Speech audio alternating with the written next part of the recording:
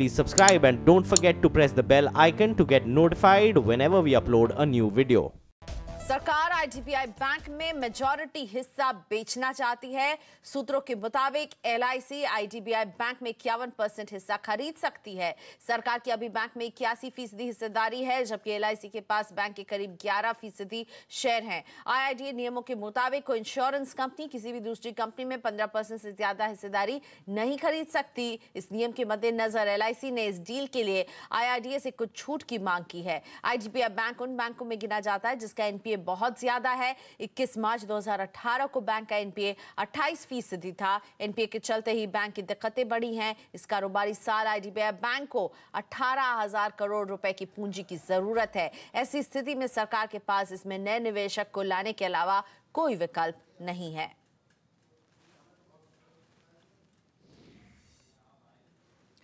बड़े शहरों में एक और नाम शुमार होने जा रहा है। ये शहर चंडीगढ़ से लगभग 4 गुना बड़ा होगा। ये शहर गुरुग्राम के पास होगा। हरियाणा सरकार ने इस शहर को बसाने की योजना बनाई है और इस योजना की सारी डिटेल्स लेकर रोहन सिंह हमारे साथ है। रोहन, सबसे पहले तो लोकेशन समझाइए कहां होगी और ये बताइए क्या क्या इसमें खास होगा जो ये वर्ल्ड क्लास सिटी कहलाएगी।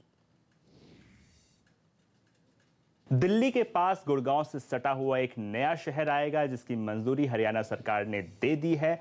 विश्व सुविधाओं से लैस होगा यह शहर, एक पूरी तरह से स्मार्ट शहर होगा।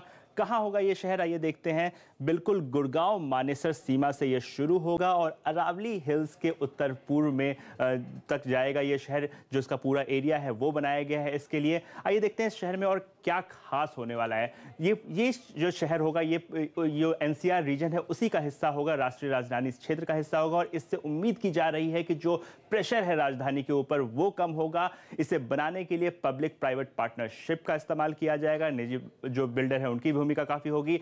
हरियाणा स्टेट इंडस्ट्रियल और इंफ्रास्ट्रक्चर डेवलपमेंट कॉर्पोरेशन ने इसके लिए मास्टर प्लान तैयार कर रहा है, जिसके लिए एक कंसल्टेंट की नियुक्ति होनी है, जिसके लिए कि जो इन्विटेशन है वो मंगा लिए गए हैं जो HSIDC है उनकी तरफ से। और इसको पूरी तरह से इस मास्टर प्लान को बनाने में 6 महीने का समय लगेगा, जिसमें तमाम चीज़ों का ख्याल रखा जाएगा, जो इंफ्रास्ट्रक्चर है उसका।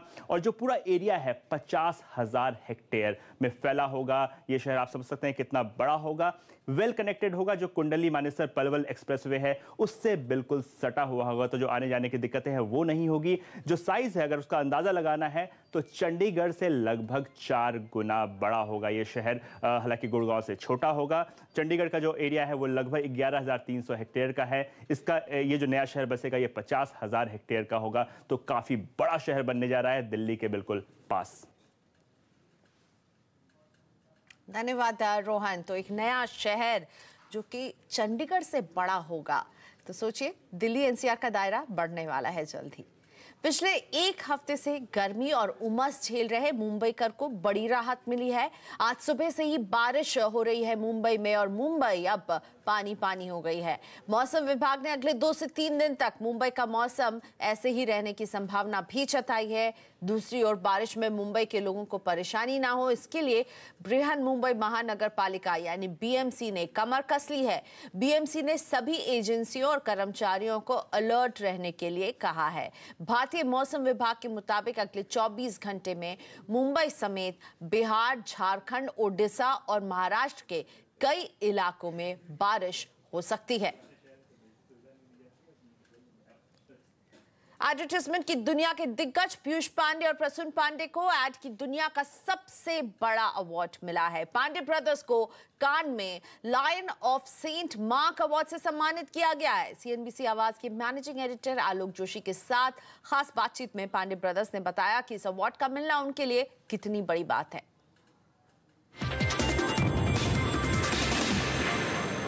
कान में आपको जो ये एक गौरव वाली बात है, तो इसको किसी पीस ऑफ वर्क के लिए जो हमने इतने अवार्ड जीते हैं उससे कंपेयर नहीं कर सकते। ये बहुत बड़ा सम्मान है। जब मेरे को पहली बार उनकी खबर आई तो मैं तो 1-2 बार इतना सारे लाया तो मैं सो तो नहीं रहा हूँ। प्रसून जी, पिछले 33 साल में जो काम किया है, इन माई केस पिछले 28-29 साल, तो ये पूरे जो इतने सालों का काम है उसके लिए अपने को ये लोग रिकग्निशन दे रहे हैं एंड भारत के लिए फैंटास्टिक है, क्योंकि हमारा सारा जो काम है एक्चुअली वो उसकी यूनिकनेस सिर्फ यही है कि वो भारतीय सभ्यता में रूटेड है, वो चीज़ हमने कभी नहीं छोड़ी एंड अगर उसको सम्मान कर रहे हैं तो इसका मतलब देश का सम्मान कर रहे हैं।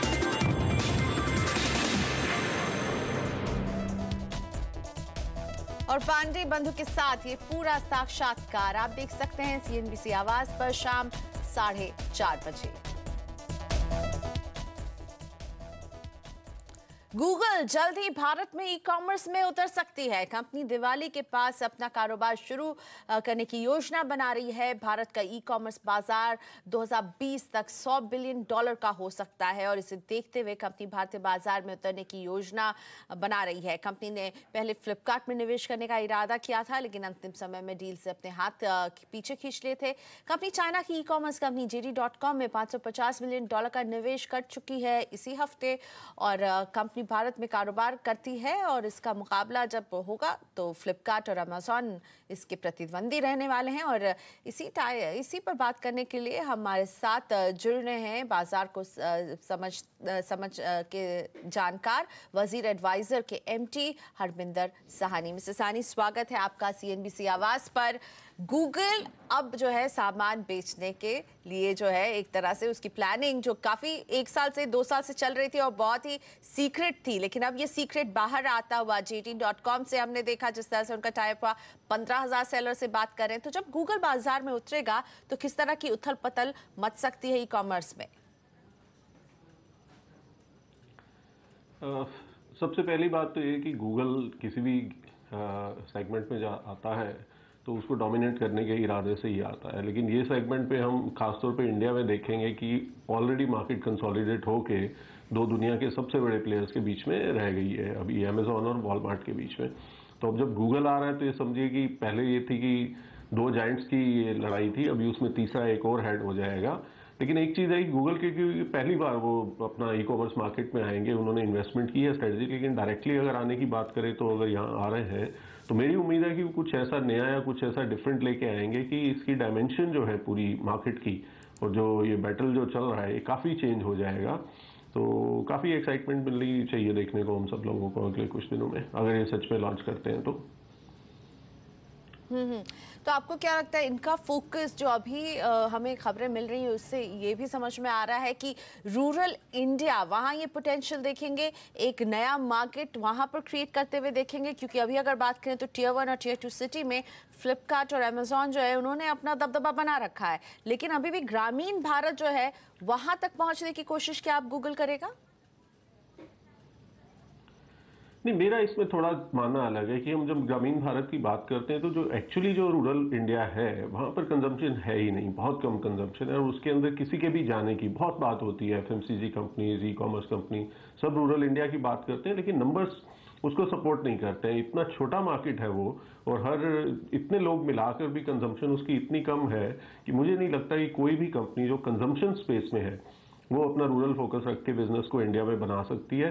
बिजनेस फोकस तो उनको अर्बन ही रखना होगा, क्योंकि दूसरा जो ट्रेंड है अर्बनाइजेशन का कि रूरल से लोग अर्बन की ओर मूव कर रहे हैं, वो नंबर हर साल बढ़ रहे हैं। तो जब रूरल कंज्यूमर ही अर्बन की ओर आ रहा है तो कंपनीज को अब जबकि उनके पास पैसा नहीं है, कंजम्पशन नहीं है, तो उधर जाने की तुक नहीं। तो मुझे नहीं लगता कि गूगल ऐसा कुछ करेगा या किसी भी कंपनी के लिए ये आज की डेट में नंबर्स को देखते हुए सेंस नहीं बनती है कि वो सिर्फ रूरल फोकस को लेके कंजम्पशन इंडस्ट्री में कुछ करें। आपको एग्री में कुछ करना है और चीज़ों में करना है वो एक बात अलग है, लेकिन अगर कंजम्पशन की बात करें तो अर्बन इंडिया जो है उस पर फोकस रहेगा। और उसमें दूसरी चीज़ ये है कि इंडिया में अर्बन और रूरल की जब बात करते हैं तो अर्बन रूरल कोई बहुत अलग नहीं है। इंडिया के अंदर अगर 6 लाख 6.5 लाख गाँव है तो उसमें अगर 50,000 या 60,000 गाँवों को अगर छोड़ दिया जाए तो बाकी सारे गाँव किसी अर्बन जो स्टेशन है उससे 20, 30, 40 किलोमीटर की रेंज में होते हैं। तो वहाँ जिनके पास पैसा उनकी कंजम्पशन अर्बन कंजम्पशन ही है, उसी शहर में आके वो सामान लेके जाते हैं। तो ऐसा कुछ नहीं है कि रूरल फोकस किया और ना ही कुछ अलग चीजें वहाँ कंज्यूम हो रही हैं। जो चीज या तो कंज्यूम नहीं हो रही है, अगर हो रही है तो वे अर्बन गूगल इसका जो मैसिव प्लेटफॉर्म है बिल्कुल मिस्टर सहानी, गूगल जिसका इतना मैसिव प्लेटफॉर्म है, इस मैसिव प्लेटफॉर्म में होने का गूगल को तो फायदा मिलेगा अमेजोन और फ्लिपकार्ट के सामने। वो एब्सोल्युटली गूगल के पास जितना एक प्लेटफॉर्म है, जितनी रीच है, जितनी इंफॉर्मेशन है, इतने सालों का, चाहे किसी ने आज तक कुछ किसी और ई कॉमर्स पे खरीदा या बेचा नहीं है, लेकिन सब कुछ गूगल के पास जो डेटा है हमारे बिहेवियर के बारे में, क्या हम सर्च करते हैं, क्या आप देखते हैं, किस प्राइस पर खरीदते बेचते हैं, आज हर चीज का लॉगिन आप गूगल के थ्रू करते हैं, तो डेटा तो उनके पास सारा है। तो प्लेटफॉर्म से ज्यादा जो उनके पास डेटा है, जो इन्फॉर्मेशन है, और जो फेमिलियरिटी है लोगों की गूगल के साथ हर दिन, उसका बहुत बड़ा फायदा मिलेगा। ये अपने आप में एक बहुत बड़ा एडवांटेज है। ठीक है, तो एक मैसिव डेटाबेस पर गूगल बैठा हुआ है और उसका फायदा उठाते हुए दिखेगा, लेकिन साथ ही में JD.com में जो इनका निवेश रहा है, ये आप इसको कैसे देख रहे हैं? इसका भी रोल अब बढ़ जाएगा? हो सकता है, लेकिन जिस तरह की स्ट्रेटेजिक इन्वेस्टमेंट्स की अगर बात होती है, जैसे इंडिया में अमेजॉन ने शॉपर स्टॉप में कुछ % इन्वेस्ट किया, तो जब तक ये स्ट्रेटेजिक इन्वेस्टमेंट्स रहती हैं, उसका सामने आकर कितना प्ले होगा, वो चीज़ थोड़ा मुझे समझ में नहीं आ रही कि किस तरीके से प्ले आउट करेगा। क्योंकि गूगल, अगेन, सबसे बड़ी बात जो है कंजम्पशन स्पेस के अंदर सबसे बड़ी चीज़ होती है ब्रांड की, कि कितना बड़ा ब्रांड है। ब्रांड से लोग कॉन्फिडेंस से जाते हैं, अदरवाइज तो चीज़ें तो फ्लिपकार्ट और अमेजोन पे सेम ही मिल रही हैं। एक ब्रांड की सबसे पहली चीज़ कि मुझे ब्रांड से फेमिलियरिटी है तो मैं वहाँ जाऊँगा, उसके बाद मुझे कन्वीनियंस है, प्राइस है, उनकी सर्विस है, उसको देख के फिर मैं उनके साथ कंटिन्यू करूँगा अपनी रिलेशन। लेकिन पहली बार मैं तभी जब जाऊँगा, तो मेरा ऐसा मानना है कि ब्रांड के हिसाब से अगर देखा जाए तो JD.com का ब्रांड कुछ बहुत ज़्यादा मायने नहीं रखता है इंडिया मार्केट में। तो या तो एक नया ब्रांड होगा जिसको गूगल पूरी तरह से सामने लाएगा, या फिर देखते हैं वो किस तरीके से अपने ही नाम से इसको करेंगे। तो वही जैसा मैं कह रहा हूँ कि जो भी गूगल करेगा, मुझे लगता है वो कुछ बहुत डिफरेंट होना चाहिए, जिस तरह से अभी तक ई कॉमर्स बाकी लोग कर रहे हैं। क्योंकि अमेजोन का एक सर्टेन मॉडल है, वो 25 साल से उसको इवॉल्व करते आ रहे हैं। उन्होंने US में किया, अभी इंडिया में कर रहे हैं। फ्लिपकार्ट का एक होम ग्रोन मॉडल है, उसमें कुछ अपने नुआंसेस हैं। तो गूगल का मुझे लगता है कि स्ट्रक्चर जो होगा इस मार्केट को टैप करने का, वो कुछ डिफरेंट होना चाहिए, अदरवाइज तो मोर ऑफ द सेम या एग्जैक्टली उसी चीज तो पे इस पर कॉम्पीट नजरें करते रहेंगी। हुए और एक ऐसे ब्रांड के साथ जिसकी जानकारी मिल रही रिकॉग्निशन नहीं है। जी, अभी जो जानकारी मिल रही है कि दिवाली जब सबसे ज्यादा हम खरीदारी करते हैं, उसके आसपास हम ये लॉन्च देख सकते हैं। साथ ही में 15,000 सेलर से बातचीत, तो आपको क्या लगता है कि ये 15,000 सेलर्स की तादाद और बढ़ सकती है यहाँ पर, या ये हम और देखेंगे और ज्यादा बूस्ट करते हुए गूगल नजर आएगा कितने सेलर्स हैं? और यहाँ पर सेलर्स को अपने पास रखना इनके लिए एक चुनौती होगी क्या, गिवन द फैक्ट कि फ्लिपकार्ट और अमेजॉन भी हैं टक्कर में? बिल्कुल, तो बिल्कुल 15,000 का नंबर शुरू करने के लिए काफ़ी अच्छा है, लेकिन मुझे लगता है गूगल जैसी मैसिव कंपनी जब इस गेम में आएगी तो उस नंबर को काफ़ी तेज़ी से बढ़ाएगी। पहले ही दिन 15,000 से शुरू करना अच्छा नंबर है, लेकिन मुझे लगता है नंबर बहुत तेज़ी से वो लोग बढ़ाएंगे।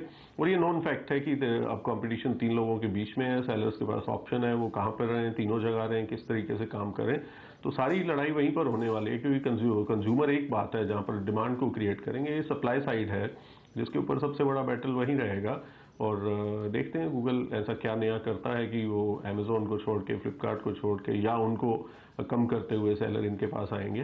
लेकिन सेलर्स के लिए एक अच्छा है कि उनको एक और बड़ा प्लेटफॉर्म मिल रहा है ये सब आगे बढ़ने के लिए। और बहुत नए सेलर्स जो हैं उनको कॉन्फिडेंस आता जाएगा धीरे धीरे। अमेरिकन अमेजोन जब आया तो एक बाहर की कंपनी, उनको टाइम लगा कॉन्फिडेंस क्रिएट करने में। फ्लिपकार्ट होम ग्रोन थी तो लोगों को कॉन्फिडेंस क्रिएट होने में टाइम लगा कि नए लोग हैं, काम कैसे करेंगे। गूगल अब कैसे करता है देखते हैं। जैसे मैंने कहा, गूगल के बारे में कॉन्फिडेंस और फेमिलियरिटी जो ब्रांड के साथ है लोगों की, वो बहुत हैवी है। एब्सोल्युटली, गूगल हम सब पहचानते हैं, हम सब इसका अपनी डेली लाइफ में इस्तेमाल करते हैं, तो फेमिलियरिटी तो बहुत है। अरविंद सानी, शुक्रिया हमसे बात करने के लिए, कहते हुए कि सेलर्स के लिए ये एक बहुत बड़ा कदम हो सकता है, उनको एक और बाजार मिलेगा यहाँ पर। और साथ में मुझे लगता है हमारे जैसे खरीदार जो शॉपिंग करते हैं ऑनलाइन से, उनके लिए भी गूगल एक नया ऑप्शन लेकर आएगा। थोड़ा सा ब्रेक यहाँ पर, ब्रेक के बाद महाराष्ट्र में प्लास्टिक बैन, तो कौन सा प्लास्टिक बैन है, कौन सा नहीं, कितना जुर्माना लगेगा, इस खबर से जुड़ी हर बात आपके लिए लेकर आते हैं आगे।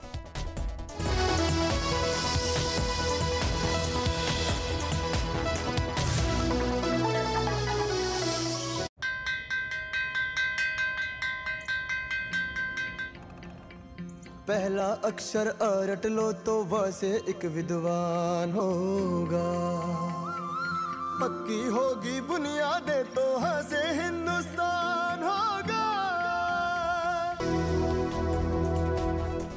रेलवे में नौकरियों के बड़े मौके खुलेंगे। इसके लिए रेलवे दुनिया की सबसे बड़ी ऑनलाइन मेगा परीक्षा करवाने वाली है। इस परीक्षा में 2 करोड़ 30 लाख आवेदक भाग ले रहे हैं। ये दुनिया की सबसे बड़ी ऑनलाइन परीक्षा मानी जा रही है। इस खबर पर और डिटेल्स दे रहे हैं हमारे संवाददाता असीम मनचंदा। असीम, ये रेलवे की मेगा एग्जाम, इससे जुड़ी क्या बातें आप हमें अभी बता सकते हैं? देखिए, रेलवे ने वैकेंसी निकाली थी 1 लाख लोगों के लिए, और जब इसके लिए आवेदन आए तो 2 करोड़ 30 लाख आवेदन जो है वो आ गए। तो अब उसको एग्जाम को कंडक्ट कराने के रेलवे के लिए बहुत बड़ी चुनौती है कि किस तरह से इस पूरे एग्जाम को कंडक्ट कराए। उसने ये फैसला किया कि ऑनलाइन एग्जाम जो है वो कंडक्ट कराएगा। तो उसके लिए एक इंफ्रास्ट्रक्चर जो है वो भी चाहिए होगा, काफ़ी सारे कंप्यूटर्स जो है वो भी चाहिए होंगे। उसका ये कहना था कि इसमें चीटिंग जो है वो भी हो सकती है, क्योंकि लोग अब अलग अलग टेक्नोलॉजी का इस्तेमाल जो है वो कर सकते हैं चीटिंग करने के लिए। साथ ही साथ पहले जो कई पेपर लीक हो चुके हैं, CBSE का पेपर हुआ, CLAT का पेपर जो है वो लीक हुआ, तो उसको देखते हुए उसने काफ़ी सारी तैयारियाँ जो है इसको लेकर के करनी जो है वो शुरू कर दी है। जल्दी डेट का अनाउंसमेंट जो है वो भी किया जाएगा। लेकिन रेलवे पूरी तैयारी करके इस बार उतरना चाहता है ताकि पूरी ट्रांसपेरेंट तरीके से जो है टेस्ट जो है वो हो, और उसके जो प्रतियोगी हैं वो बाहर आए, उससे पूरी ट्रांसपेरेंट तरीके से है। तो उसकी तैयारियां जो है वो कर रहा है, और जल्दी इसके लिए कोई एजेंसी जो है वो भी नियुक्त की जा सकती है जो कि इस ऑनलाइन एग्जाम को कंडक्ट जो है वो कराएगी। तो महापरीक्षा रेलवे की ऑनलाइन होगी। 1.5 लाख जो है स्थान खाली हैं, उनके लिए बता रहे थे असीम की 2 करोड़ 30 लाख लोगों ने आवेदन दिए। धन्यवाद असीम इस जानकारी के लिए। और आज आधी रात से महाराष्ट्र में प्लास्टिक बैन लागू हो जाएगा। बॉम्बे हाईकोर्ट ने भी प्लास्टिक निर्माताओं को राहत देने से इनकार कर दिया है। महाराष्ट्र सरकार बैन को सफल बनाने के लिए कमर कस चुकी है। हालांकि इस मामले पर कोर्ट ने अभी फैसला नहीं सुनाया है, यानी बैन भी रहेगा और सुनवाई भी चलती रहेगी। और अगली सुनवाई की तारीख है 20 जुलाई। कुल मिलाकर अब मुंबई में प्लास्टिक का इस्तेमाल महंगा पड़ेगा। पकड़े गए तो भारी जुर्माना भी भरना पड़ेगा। और प्लास्टिक बैन को सख्ती से लागू करने के साथ साथ महाराष्ट्र सरकार प्लास्टिक के विकल्पों का प्रचार प्रसार भी खूब कर रही है। इसी कड़ी में मुंबई के वर्ली में एक प्रदर्शनी का आयोजन किया गया। आइए दिखाते हैं कि प्लास्टिक के कौन से विकल्प हैं जिन्हें आप अपना सकते हैं। हम लोग जो ड्राई लीव्स जो गिरते हैं नीचे, उसको लेके उसको हम लोग हॉट प्रेस करके इसका बनाते हैं। तो ये होता है, ये भी अरिका है, ये पेपर से बना है क्योंकि अभी of course plastic is banned, so we have to make something. So these are basically ये फूड कंटेनर्स है जो पार्सल के लिए काम आते हैं। फिर हमारे पास ये पेपर स्ट्रॉज है जो पेपर से बना हुआ है। इसमें जो ग्लू यूज़ करते हैं हम लोग वो वाटर बेस्ड ग्लू यूज़ करते हैं which is not harmful to the body. And this is paper is also food grade paper, so we don't recycle paper, वो यूज़ नहीं कर सकते। ये सारे जो डिज़ाइंस है ये इको फ्रेंडली डेकोरेशंस है। ये बने हैं कार्डबोर्ड पेपर से और रिसाइकल पेपर से। तो ये पूरा डेकोरेशन फोल्ड होता है और लोग इसे रीयूज़ करते हैं 4-6 साल के लिए। और जो डेकोरेशन का रेंज है वो हार्डली 300 रुपये से लेके 1500 रुपये तक है। बेसिकली आप जब पानी पीते हैं तो आपका जो खाली बॉटल रहता है तो आपको सिर्फ ये जो आप देख रहे हो इसमें डालना होता है, और ये इंस्टेंटली क्रश करता है बॉटल को, और आपको as a customer different incentive मिलते हैं। तो अभी हमारा टाई अप है कॉफ़ी बाय डी बेला, वो अपने ओवरऑल बिल पे सिर्फ एक कूपन से 15% डिस्काउंट दे रहे हैं। तो सरकारी भंडार है वो 1 रुपी पर कूपन दे रहा है जो आप एनकैश कर सकते हो उनके स्टोर में जाके।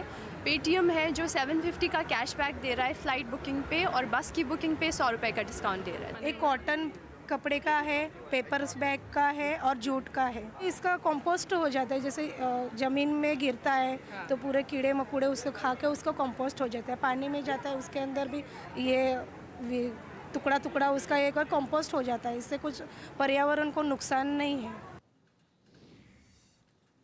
आपके मोबाइल नंबर पर पोर्टेबिलिटी की सुविधा मार्च के बाद खत्म भी हो सकती है। हालांकि अभी सरकार के हाथ में काफी कुछ है, लेकिन आपके और कंपनी के बीच काम करने वाली पोर्टेबिलिटी सर्विस कंपनियों ने हाथ खड़े कर दिए हैं। हुआ ये है कि ट्राई ने प्रति नंबर पोर्टेबिलिटी पर मिलने वाली फीस को 19 रुपए से घटाकर 4 रुपए कर दिया है।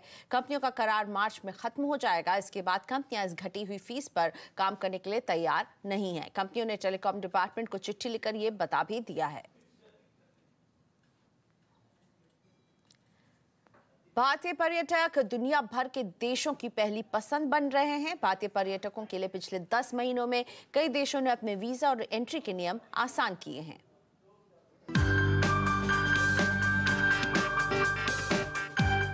मिडिल ईस्ट हो या जापान या सेंट्रल यूरोप, दुनिया के हर कोने में इन दिनों भारतीय टूरिस्ट की आओ भगत की होड़ लगी है। भारतीय पर्यटक को विशेष रियायत देने वाले देशों की सूची में नया नाम है यूनाइटेड अरब एमिरेट्स यानी यूएई का। यूएई अब भारतीयों को 48 घंटे का फ्री ट्रांजिट वीजा दे रहा है। 50 दिरहम यानी लगभग 1000 रुपए देने पर इस समय सीमा को 96 घंटे तक बढ़ाया जा सकेगा। इजरायल ने पिछले महीने भारतीय पर्यटकों के लिए वीजा फीस को 1700 रुपए से घटाकर 1100 रुपए करने का ऐलान किया था और सिर्फ 2 दिन में वीजा देने की घोषणा भी की थी। जापान ने भी भारतीयों के शॉर्ट टर्म स्टे के लिए मल्टीपल एंट्री वीजा नॉर्म्स को आसान बनाया है। जानकारों की माने तो भारतीय टूरिस्ट की वजह से इन देशों की कमाई में खासा इजाफा हुआ है। आज जो भारत का टूरिस्ट है वो पूरी वर्ल्ड में सबसे ज़्यादा पैसा खर्चता है। आने वाले दिनों में, अभी तो ये 5-6 कंट्रीज ने करा है, आने वाले दिनों में आप देखेंगे कि दुनिया की हर कंट्री इंडियन टूरिस्ट के लिए वीज़ा आसान कर देगा। विदेशों में नियम आसान होने से भारतीय टूरिस्ट का समय और पैसा तो बच ही रहा है, भारतीय आउटबाउंड टूरिस्ट एजेंसीज का कारोबार भी चमक रहा है। ये मूवमेंट जो अब शुरू हुई है कि सारी countries 1 by 1 are eyeing India के इंडियन टूरिस्ट उनको चाहिए, हमारे लिए तो बहुत ही बेनिफिट है और इससे ग्रोथ होगी, हमारा टूरिज्म कंपनीज बढ़ेंगी और उसमें एम्प्लॉयमेंट बढ़ेगी और टूरिज्म है एक बहुत ज़बरदस्त कहते हैं कंपनी के लिए, हर कंट्री के लिए ग्रोथ का जरिया है। 2017 में विदेश जाने वाले इंडियन ट्रैवलर्स की संख्या 2 करोड़ थी और अनुमान है कि 2020 तक ये संख्या 5 करोड़ हो सकती है और दुनिया के तमाम देश भारतीय पर्यटकों के इस बड़े बाजार को भुनाना चाहते हैं। रोहन सिंह, दिल्ली। और इस बुलेटिन में दीजिए यही इजाजत, लेकिन खबरों पर लगातार अपडेट के लिए CNBC आवाज से जुड़े रहिए ट्विटर, फेसबुक और यूट्यूब के जरिए। नमस्कार।